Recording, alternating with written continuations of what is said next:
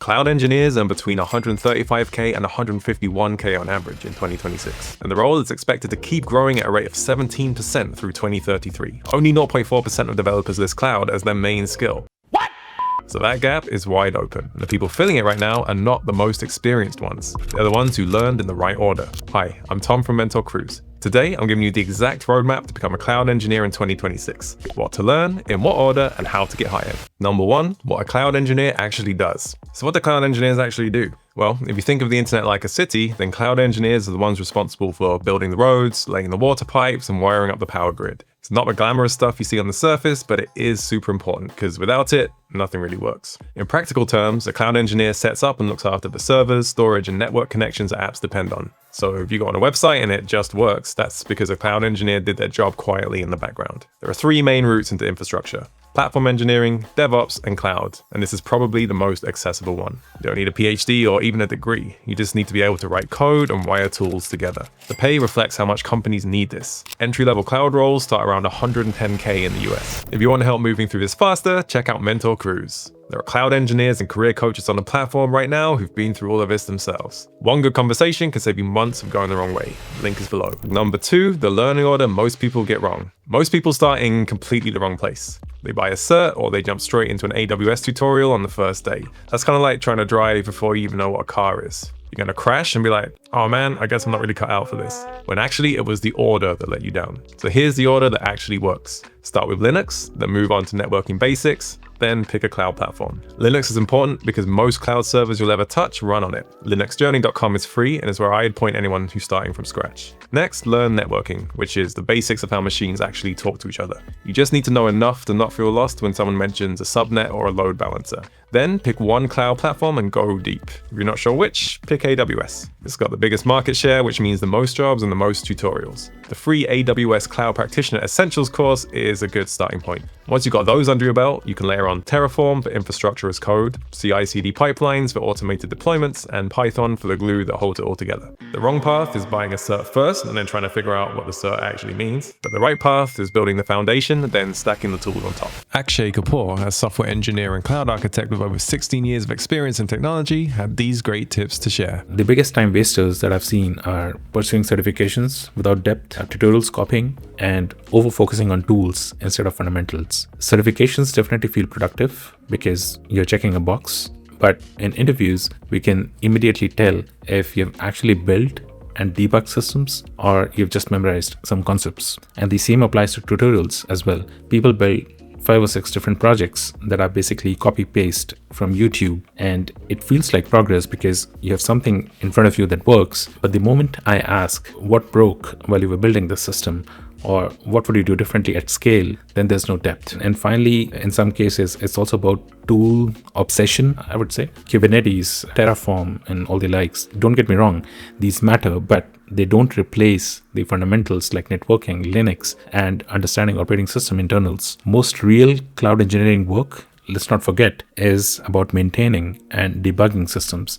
It's not about deploying and developing a new system every other day. So what actually moves the needle is very simple. If you can have 1 or 2 real projects where you've made mistakes, you have fixed something, you've made design choices that you can explain in a clear manner, and you can also explain the trade-offs, why you took a certain decision and why you didn't go for other options, I would say you're already way ahead from most of the candidates that are interviewing. Number 3, the skills recruiters are searching for right now. That skill is infrastructure as code, or IAC. In simple terms, this means that instead of clicking buttons on a console to set up servers, you write code that does it for you. Terraform is the main tool to do this. Why it's important is that this cuts down on human error and means you get the same setup each time, which is exactly what companies want. Businesses need engineers who build systems that set themselves up, not engineers who press the wrong button and delete production databases by mistake. Right now, it's a skill that's showing up again and again in job listings. If you search cloud engineer on any jobs board right now, chances are Terraform is going to be listed in the requirements. A good free starting point is the official beginner tutorials from HashiCorp, the company that makes Terraform. Number 4, build a portfolio that gets you the interview. Okay, you need 2 or 3 projects running live in the cloud. These have to be deployed work that someone can click on, not just a tutorial you followed along with and then close the tab. Here are a couple of ideas you can get started with. First, host a simple website on AWS S3 with a custom domain. It's quick to build, it's pretty cheap to run, and it proves you can actually ship something into AWS. You can use the official AWS guide to walk you through this step by step. Second, build an app that scales automatically using EC2 and a load balancer. This is the one that shows you understand how real cloud systems handle traffic. So when loads of people hit the site at once, the infrastructure responds instead of falling over. Make sure everything is on GitHub with a short README that explains the problem the project solves, not just what it does. 94% of companies worldwide now use cloud computing, which means every project you build needs to map to a real business problem somewhere. So if your README just says a load balanced web app, no, God! That's not really saying anything useful.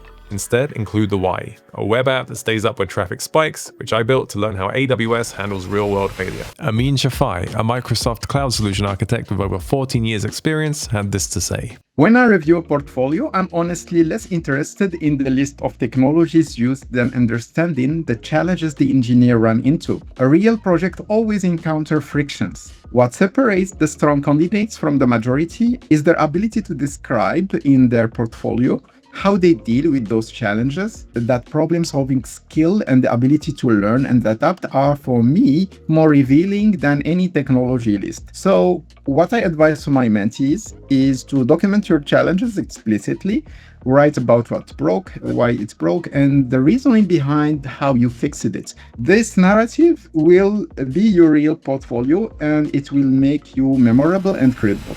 Number 5, the one cert worth your time. Start with AWS Certified Cloud Practitioner. It costs $100 to sit, and it proves you've got the foundations down. That's the one I'd recommend to anyone when they ask where to start. After that, go for the AWS Solutions Architect Associate. This is the one that shows up most in job listings, and it's a cert that actually moves the needle in getting interviews. And you know what? That's it. You don't need all 3 cloud certs across AWS, Azure, and Google. Pick the platform your target companies use and go deep on that one. Collecting certs across every provider is a great way to spend a year learning a bit of everything and being hireable for none of it. One thing I say to mentees who feel they need to be uber qualified for everything they do is that certs get you into the room, but they don't get you the offer. People can spend months racking up 3 certs before they've even deployed a single thing. Meanwhile, someone with 1 cert and 2 live projects on GitHub breezes past them every time. So, 1 cert to start, 1 to level up, and then your portfolio does the rest of the actual work. Tech lead Catalin Rosu, who has over 20 years experience in full cycle development, had this to say. The first thing I would say is, do not start with a cloud provider. Start with a goal. Why are you learning cloud? If the goal is to get a job, then choose based on the job market you are targeting. Look at the roles in your country, your city, or the companies you want to work for, and see which cloud provider appears most often. For many people, AWS is a strong starting point because it has a large market share. Once you understand one cloud provider properly,